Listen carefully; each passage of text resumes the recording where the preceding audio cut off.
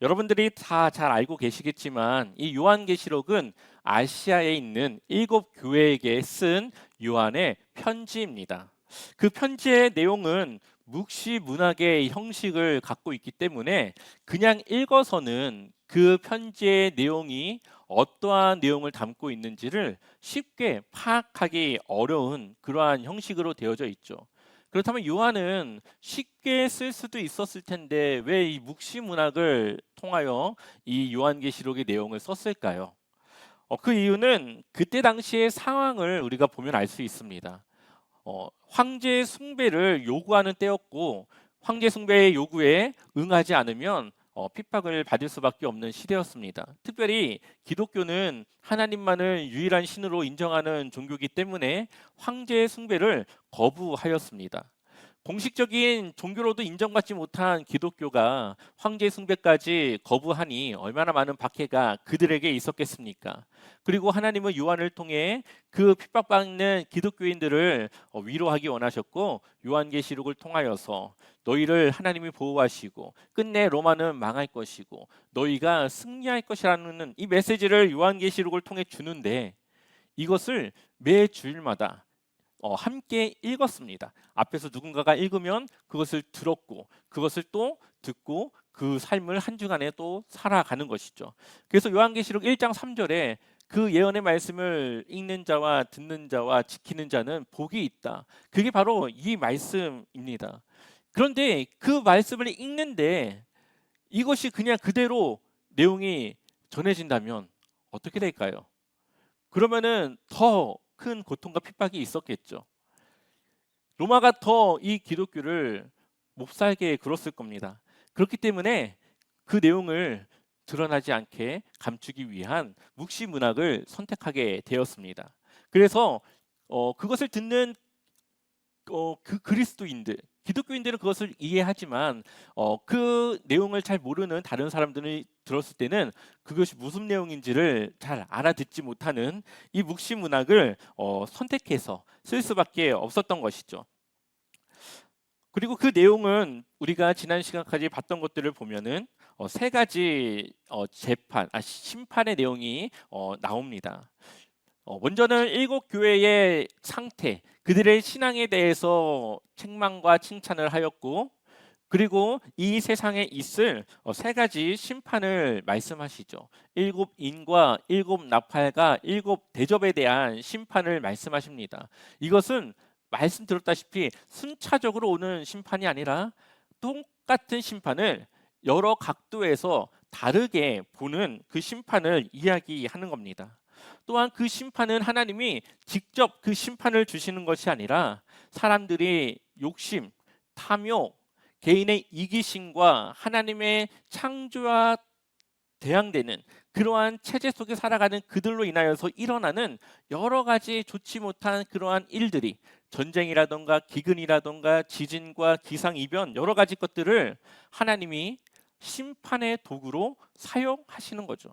그렇기 때문에 이 심판이라고 하는 것은 결국 이 죄성을 가진 사람들이 살아가는 여러 가지 그 결과들을 하나님이 이 심판의 도구로 사용하는 겁니다. 하지만 이 요한계시록은 믿는 그리스도인들에게 말씀하시는 것이 걱정할 필요 없다. 그 심판은 믿지 않는 하나님을 알지 못하는 그러한 사람들을 향한 심판이지 하나님을 믿고 그 믿음을 지켜 살아가는 자들은 하나님께서 그 천사를 통하여서 지켜 주실 것을 확실하게 약속하고 말씀하고 있습니다. 그 심판은 점점 더 견디기 힘들어지고 또한 그 믿음을 지키다가 수많은 순교자들이 이때 당시 있었습니다. 지금도 그러한 순교자들이 일어나고 있겠죠. 하지만 하나님이 그 최후의 심판을 늦추시는 이유는 한 사람이라도 그 인치심을 받기로 예정된 그 사람이 인치심을 받아 구원받을 때까지 기다리시는 것이고 또한 하나님의 이러한 심판의 경고 속에서 옛사람의 그 모습을 돌이켜 다시 하나님께로 돌아오기를 바라시는 하나님의 은혜와 긍휼과 자비로운 마음이 있다는 것입니다. 우리가 이 사탄이라고 하는 이 존재를 두려워할 필요가 없는 것은 이 요한계시록은 철저히 이 사탄은 하나님의 주권 아래, 또한 하나님의 허락이 없이는 어떠한 것도 할 수 없는 아주 무능한 존재로 나오기 때문입니다. 우리 한번 요한계시록 9장 1절의 말씀을 한번 읽어볼까요? 다섯째 천사가 나팔을 불매 내가 보니 하늘에서 땅에 떨어진 별 하나가 있는데 그가 무적행의 열쇠를 받았더라. 아멘. 하늘에서 땅으로 떨어진 별은 타락 천사를 말합니다.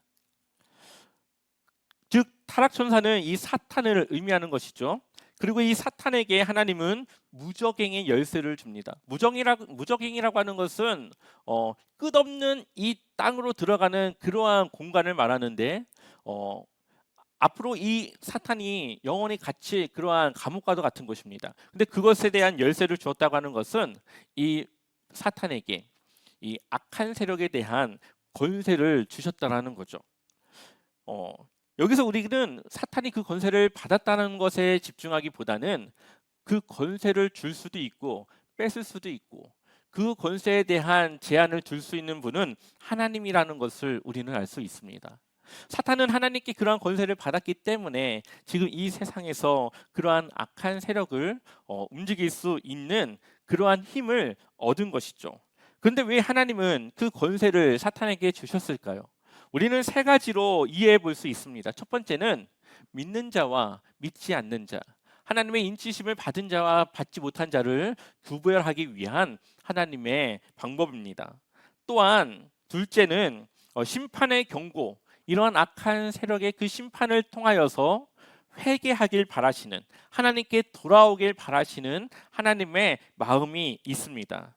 또한 세 번째로는 결국 악은 지고 하나님의 공의가 승리하는, 하나님의 정의가 승리한다라는 이 사실을 이 세상에 보여주기 위함인 것입니다. 그래서 하나님의 백성은 그 심판의 대상이 아니라 하나님의 보호의 대상인 것이죠. 요한계시록을 보면 철저히 그 사단의 그 권세는 하나님의 자녀들이 아니라 그렇지 않은 자들에게 있다라는 것을 보게 됩니다. 우리 한번 요한계시록 9장 4절도 한번 읽어보겠습니다. 그들에게 이르시되 땅에 풀이나 푸른 것이나 각종 수목은 해하지 말고 오직 이마에 하나님의 인침을 받지 아니한 사람들만 해하라 하시더라. 아멘. 하나님이 누구만 해하는 권세를 주셨습니까? 인침을 받지 않은, 하나님의 구원을 받지 않은 그 사람들에 대한 이 황충의, 끊임없이 나는 그 황충의 그 심판의 범위를 지정해 주는 것을 보게 됩니다. 하나님의 이 심판이 이 땅에 이루어지지만, 그러나 하나님께 인침을 받지 못한, 구원받지 못한 사람들은 하나님께 돌아오기보다는 더욱더 이 회개하지 않는 그러한 모습을 보여줍니다. 그래서 요한계시록 9장 20절을 보면 이 재앙에 죽지 않고 남은 사람은 손으로 행한 일을 회개하지 아니하고 오히려 여러 귀신과 또는 보거나 듣거나 다니거나 하지 못하는 금, 은, 동과 목석의 우상에게 절하고, 그러니까 물질 만능주의의 시대에 더욱더 빠져든다라는 거죠. 그걸로 이 심판을 이기려고 하는 겁니다. 21절을 보면 또 살인과 복술과 음행과 도둑질을 회개하지 아니하더라. 그들이 살아가던 그대로 회개하지 않고 살아간다라는 것을 보여줍니다. 이것은 마치 애굽에 내려진 10가지 재앙과 같습니다. 이 바로 왕의 마음을 하나님께서 완악하게 하셔서 그가 이스라엘 백성들을 보내지 않는다라는 내용이 있습니다. 이것은 하나님께서 바로의 왕의 그 마음을 완악하게 하신 것이 아니라 그 완악한 마음을 그대로 두어서 이스라엘 백성들을 나가지 못하게 했다라는 거죠. 10가지 재앙 중에 9가지까지 얼마나 많은 이 애굽에 피해를 주었습니까? 그럼에도 불구하고 바로는 회개하지 않고 하나님을 인정하지 않고 하나님의 백성들을 보내주지 않습니다. 마찬가지로 이 세상에 하나님의 여러 가지 심판이 반복적으로 일어나지만 사람들은 하나님께 회개하기보다는 세상의 방법으로, 세상이 나에게 줄 수 있는 것으로 그것을 이겨내려고 하죠. 기근을 이겨내려고 하고, 지진을 이겨내려고 하고, 기상이변을 다른 사람들은 못 살아도 나는 어떻게든 그 부와 권세와 그러한 권력을 가지고 이겨내려고 합니다. 그것이 지금 이 시대에 일어나고 있는 그러한 현상의 모습입니다. 어, 그러나 요한계시록이 말하는 이 싸움은 결국은 이 세상의 체제, 피라미드의 그 높은 곳으로 올라가려고 하고 많은 권력과 힘을 누리려고 하는 이 세상의 체제와 우리는 싸워 이겨야 된다라는 것을 말씀하고 있죠. 왜냐하면 예수 그리스도께서 그렇게 승리하셨기 때문입니다. 우리가 보좌에 앉아 계신 그 어린 양의 모습이 어떻습니까? 죽임 당한 것과 같은 어린 양의 모습이었습니다. 보좌에 앉았다고 하는 것은 승리하셨고, 그 승리의 방법은 죽임을 당하신 것 같은 그러한 연약한 모습으로 승리하셨다라는 겁니다. 그런데 세상은 어떻습니까? 힘을 가지고 내가 누리고 내가 더욱더 높은 자리에 올라가야 승리한다라고 우리에게 말합니다. 하지만 그것은 사탄이 우리를 속이는 것이죠. 하나님의 방법을 우리가 따르지 못하도록 하기 위한 속임수와 같습니다. 그래서 요한계시록 7장 17절을 보면, 이는 보좌 가운데에 계신 어린 양이 그들의 목자가 되사 생명수 샘으로 인도하시고 하나님께서 그들의 눈에서 모든 눈물을 씻어주실 것임이라. 아멘. 누가 우리를 인도합니까? 어린 양 대신 그 예수 그리스도께서 우리의 목자가 되셔서 인도하십니다. 그 목자 되신 그 예수님께서 우리를 어디로 인도하실까요? 예수님이 가신 그 길로 인도하시겠죠. 십자가를 져야 되고 희생해야 되고 헌신해야 되고 사랑을 나눠야 되고 또 내 것을 포기할 줄 아는 그러한 세상과 반대되는 길로 우리를 인도하는 겁니다. 그래서 구원으로 가는 길은 좁고 힘든 곳입니다. 좁은 문, 좁은 길이라는 것이죠. 그러나 우리가 걱정할 것이 없는 이유는 이미 사탄은 하나님께 패배한 존재이라는 것입니다. 이미 이 싸움은 하나님께서 이기신 싸움이고 이미 정해진 결과가 있는 싸움입니다. 요한계시록 17장 1절 우리 한번 읽어볼까요? 또 일곱 대접을 가진 일곱 천사 중 하나가 와서 내게 말하여 이르되 이리로 오라. 많은 물 위에 앉은 큰 음녀가 받을 심판을 내게 보이리라. 아멘. 여기 보면 심판을 받을 음녀가 나옵니다.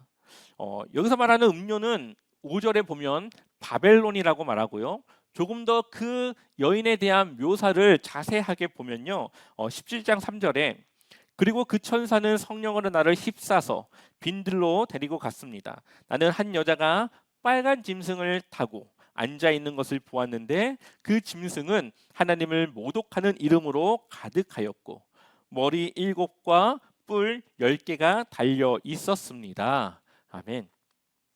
이 여인의 모습을 빨간 짐승 위에 앉아 있는, 그리고 머리가 7개, 또한 뿔이 10개라고 말하고 있죠. 이것은 로마를 말하는 겁니다. 로마는 물이 자주 넘치는 곳이라서 이 부자들은 높은 언덕에 살았고 가난한 사람들은 이 홍수의 피해를 입는 낮은 지역에 살았습니다. 그래서 17장 1절에 물 위에 앉은 음녀라고 말하고 있죠.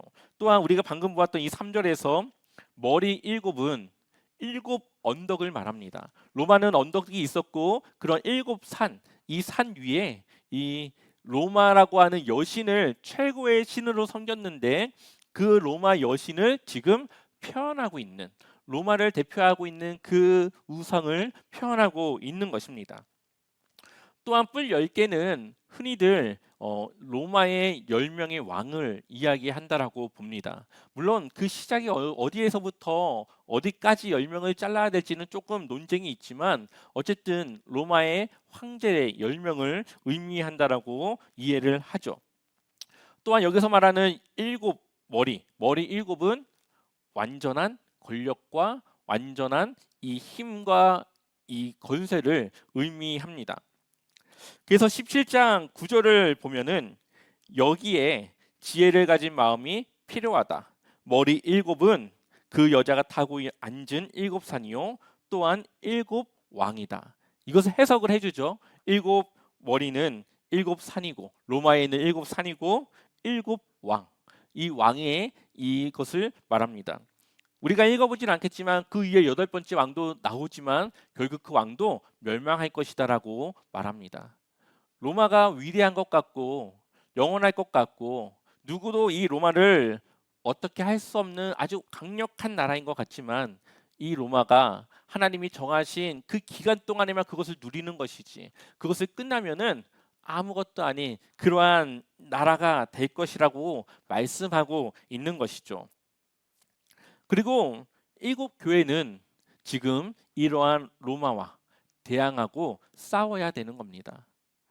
그런데 교회 이때 당시 교회들은 뭐 많으면 몇십 명 혹은 뭐 몇 명의 사람들이 모여서 교회를 이루었기 때문에 일곱 교회가 뭐 다 모인다고 해도 모든 교회들이 다 모인다고 해도 그 인원이 뭐 얼마나 되겠습니까? 근데 하나님은 로마와 싸우라고 말합니다. 어떻게 싸울까요? 무력의 싸움이 아닌 거죠. 체제의 싸움입니다. 로마가 그들에게 요구하는 그러한 세상적인 체제에 대항하여 그것을 따르지 않는 끝까지 하나님의 말씀을 지켜 하나님의 백성답게 살아가는 그 싸움을 말씀하고 있는 겁니다. 이 싸움이 우리로서는 언제 끝날지 모르지만 하나님은 분명히 그 정해진 때에 그것이 끝날 것이라는 것을 우리에게 말씀하시죠. 그래서 12장에 나오는 그러한 상징과 방금 우리가 보았던 17장의 이러한 상징의 모습이 비슷하게 나오게 되는데요. 12장에 어떠한 내용이 있냐? 세 개의 상징들이 나옵니다. 여자, 용, 아이 이 세 개의 상징이 나옵니다. 이 상징을 어떻게 해석해야 되냐면은 이 여자는 이 아이를 해산하는 고통을 갖는 이 여인인데 이것은 교회를 말합니다. 믿음을 지키는 그 고난과 핍박 속에 있는 그 고난을 감수해야 되는 그러한 교회의 모습을 말하는 것이죠. 그리고 그 아이를 해산할 때에 그것을 죽이려고 하는 이 용은 사탄을 말합니다. 그래서 결국 십자가에 예수 그리스도를 죽였지만 결국 승리하여서 부활했던 그 이야기가 이것과 연관이 됩니다. 또한 이 아이는 예수 그리스도입니다.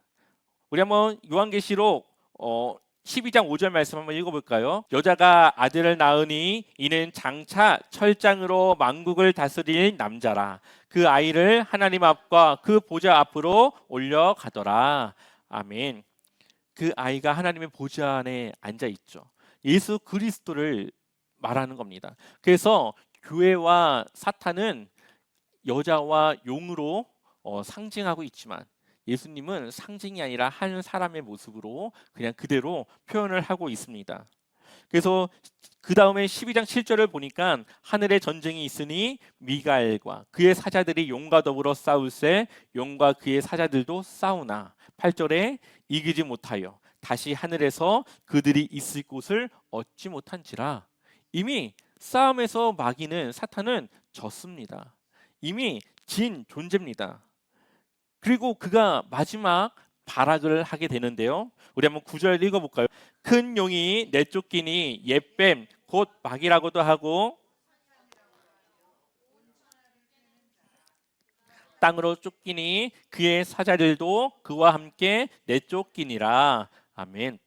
그가 땅으로 내쫓겨서 무엇을 합니까? 믿는 그리스도인들을 하나님의 백성들을 미혹하여서 자신과 같이 하나님으로부터 관계가 끊어져서 무정행의 끝으로 데려가려고 하는 그러한 미혹과 그러한 악한 행실을 하고 있는 것이죠. 그러나 성경은 철저하게 그 상황에서 우리는 보호를 받을 것이라고 말합니다. 요한계시록 12장 6절을 보면 여자가 광야로 도망하며, 그러니까 교회가 핍박을 받아 이 광야와 같은 곳에서 살아가는 것 같은 그 어려움에 처한다라는 것이죠. 1260일 동안 1260일은 이 3년 반입니다. 다니엘서를 보면 한때, 두때, 반때가 나오는데요. 한때 1, 두때 2, 반때 섞이면은 3.5가 나오죠. 7의 반입니다. 그러니까 하나님께서 정해 놓으신 그 때가 바로 이 심판, 이 고난, 핍박의 기간이라는 것을 말합니다.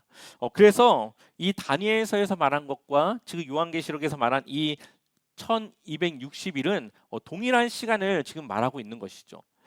그러니 이 우리의 그 심판과 그러한 어려움, 이 시간들은 한없이 길어지는 것이 아니라 하나님께서 정해놓은 끝나는 때가 있기 때문에 그 때가 되면 이제 하나님의 최후의 심판이 이 땅까지 있을 것이다. 그러나 12장 13절에 용이 자기가 땅으로 내쫓긴 것을 보고 남자를 낳은 여자를 박해하는지라, 교회를 박해하는 것이죠. 14절에 그 여자가 큰 독수리의 두 날개를 받아 광야 자기 곳으로 날아가 거기서 그 뱀의 낯을 피하여 한 때와 둔 때와 반 때를 양육받으며, 그러니까 그 심판의 그 기간 동안 교회가 보호를 받는 겁니다. 15절에 여자의 뒤에서 뱀이 그 입으로 물을 강같이 토하여 여자를 물에 떠내려가게 하려 하되, 그러니까 박해하고 방해하는 것이죠. 하나님 믿는 것을 방해하고 있습니다, 마귀가. 16절에 땅이 여자를 도와 그 입을 벌려 용의 입에서 토한 강물을 삼키니. 자, 17절 우리 같이 한번 읽어볼까요? 용이 여자에게 분노하여 돌아가서 그 여자의 남은 자손 곧 하나님의 계명을 지키며 예수의 증거를 가진 자들과 더불어 싸우려고 바다 모래 위에 서 있더라. 아멘. 지금 마지막 이 마귀가 결국 하나님의 백성들을 어떻게든 꺾어보려고 발악을 하지만 이미 하나님과의 싸움은 끝났고 하나님을 믿는 믿음으로 살아가는 그리스도인들은 결국 승리할 수밖에 없다라는 것을 우리에게 보여주죠. 마귀가 어떻게 우리와 싸웁니까? 바로 세상의 체제, 피라미드와 같은 구조로 살아가는 이 세상의 그 체제를 우리로 하여금 따라갈 수밖에 없는 그러한 상황과 환경과 그러한 것들을 만들어 가면서 우리를 미혹하고 우리로 하여금 그 체제를 따를 수밖에 없도록 우리를 힘들고 어렵게 하는 것이죠.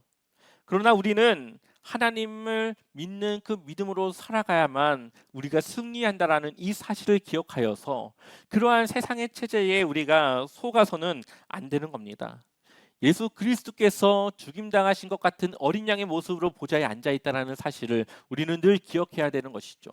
예수님이 승리하신 것은 그분이 가진 능력과 무력으로 승리하신 것이 아니라 오히려 그것을 버리시고 희생하시고 그 사랑을 베푸심을 통하여서 승리하셨다라는 것을 우리는 기억해야 되는 겁니다.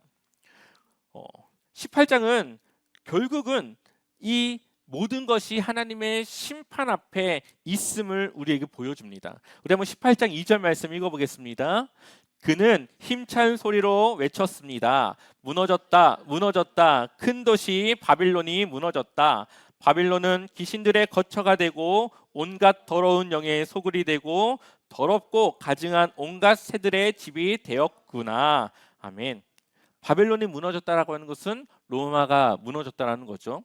그리고 더럽고 가증한 온갖 새들의 집이 되었다라는 것은 시체와 같은 상태가 되었다라는 것을 말합니다. 독수리가 시체의 살을 먹듯이 로마가 그렇게 될 것이라는 것을 말씀하는 겁니다.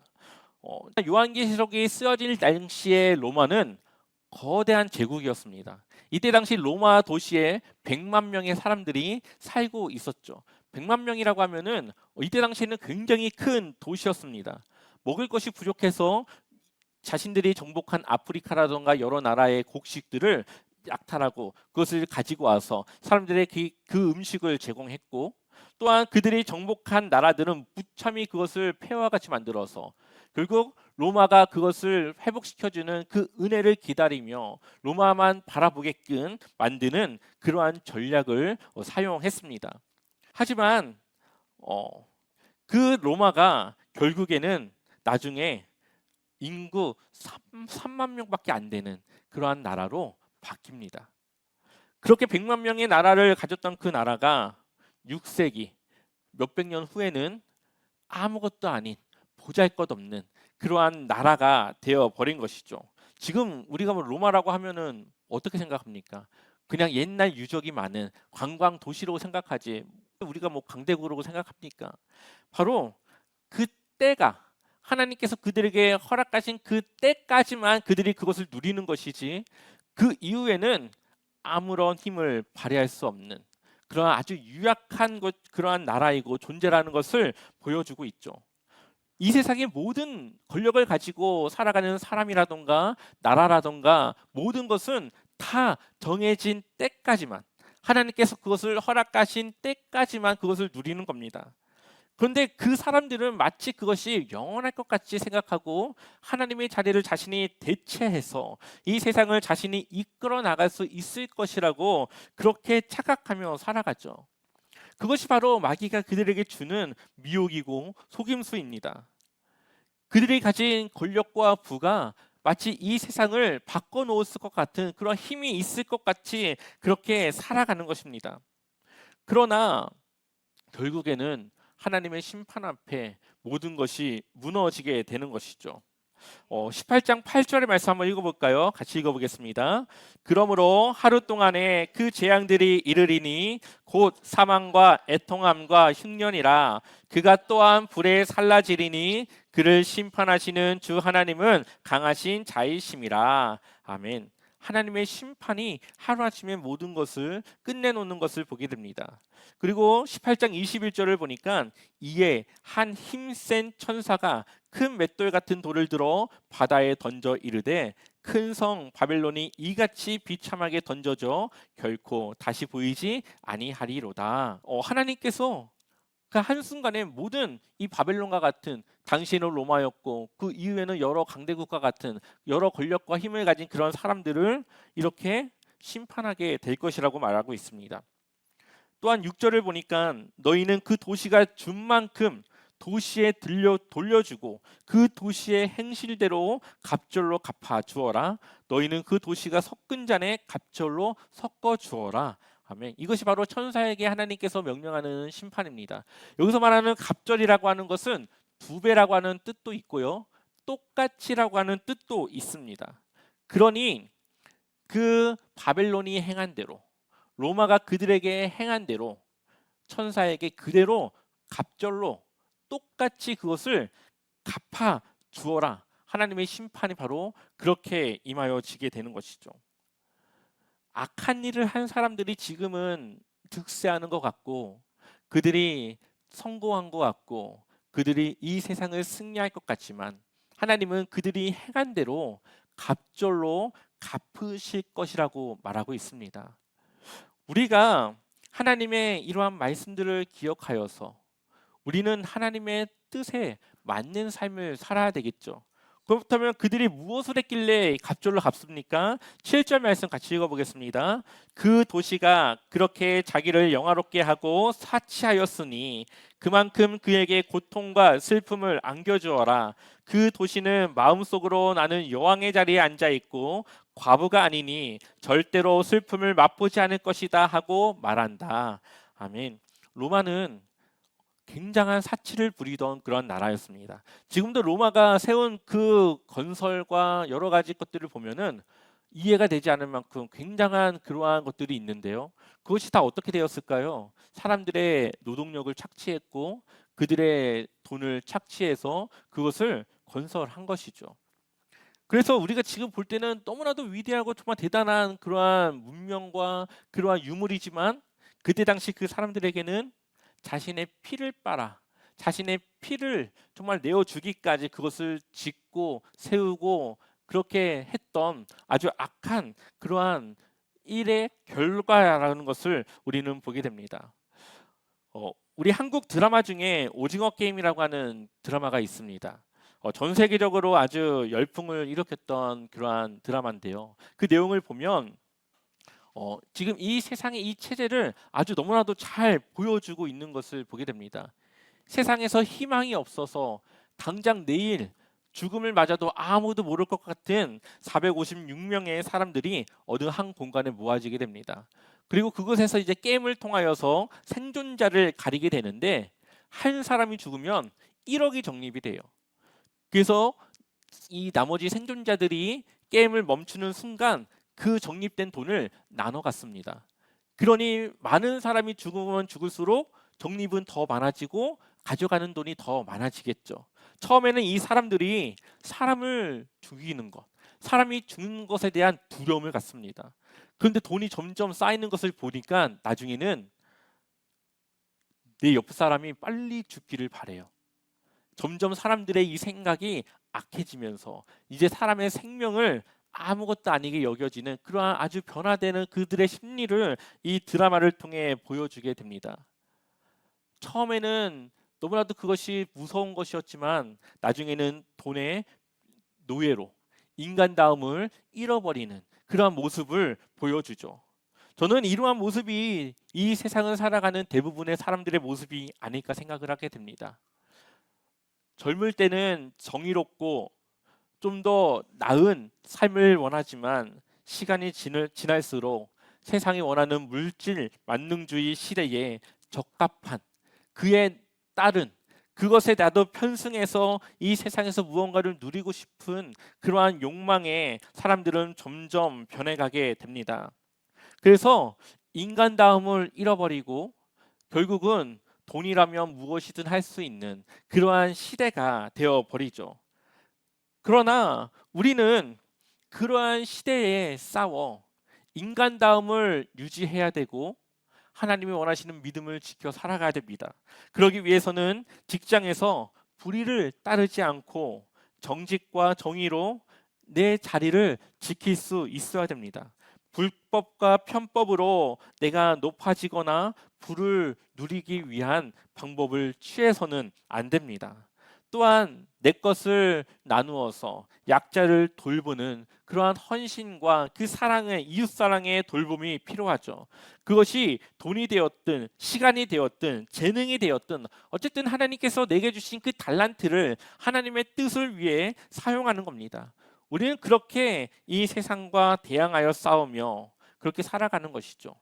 결국은 하나님의 형상을 회복하여 하나님이 원하시는 그러한 인간의 삶을 살아가느냐 아니면 그것을 잃어버려서 마귀와 같은 그러한 패배한 존재의 그런 망가진 세상을 살아가느냐 이 두 가지의 싸움이 우리에게 있는 겁니다. 예수님의 승리는 힘으로 이루신 것이 아니라 낮아짐으로 겸손함으로 또한 폭력을 폭력으로 대하지 아니함으로 승리하셨다라는 것을 우리가 기억했으면 좋겠습니다.